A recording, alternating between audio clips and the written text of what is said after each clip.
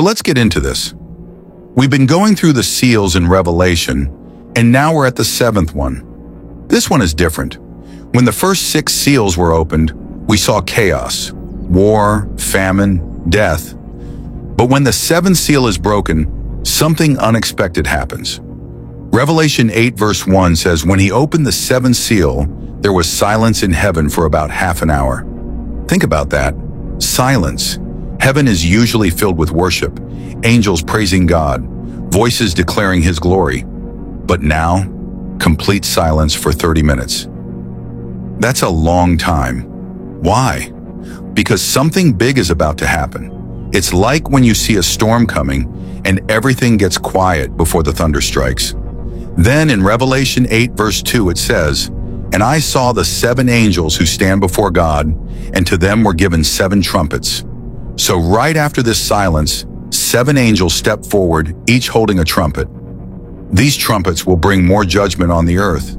But this pause, this silence, is God's way of showing how serious things are.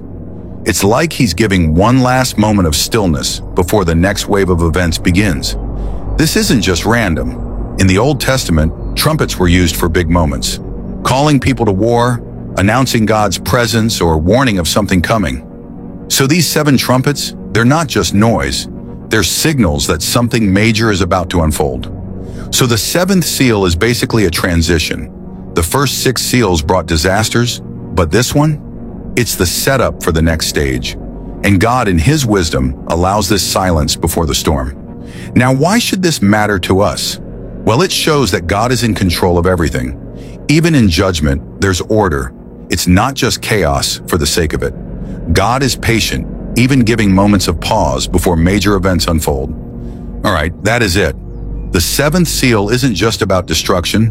It's about God setting the stage for what's coming next. Stay tuned for the trumpets, because things are about to get intense. We talked about the 7th seal being opened. Remember? Complete silence in heaven for about 30 minutes. Then 7 angels step forward with trumpets. Now let's see what happens right after that. Revelation 8 verse 3 says, "Then another angel, having a golden censer, came and stood at the altar. He was given much incense, that he should offer it with the prayers of all the saints upon the golden altar which was before the throne." Okay, so right before the trumpets sound, we see something interesting. An angel at the altar with a censer. What's a censer? It's basically a container for burning incense. And what's this incense? It's mixed with the prayers of the saints. Now this is important. Before judgment comes, there's this moment where the prayers of God's people rise before him. That means your prayers matter. Even when things are about to get serious, God hasn't forgotten his people. So picture this scene. Heaven has been silent, the 7 angels are holding their trumpets, and now this angel is offering prayers before God. It's like a final moment of preparation. Why does this matter? Because it shows that even in the middle of judgment, God is still listening. He hasn't ignored the cries of his people. And right after this, things start happening fast.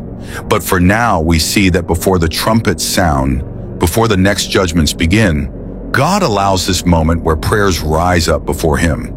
So what can we take from this? Simple. Prayer is powerful. Even when everything seems dark, even when judgment is coming, God hears his people. Next time, we'll get into what happens when these trumpets start sounding. And trust me, it's about to get intense. Stay tuned.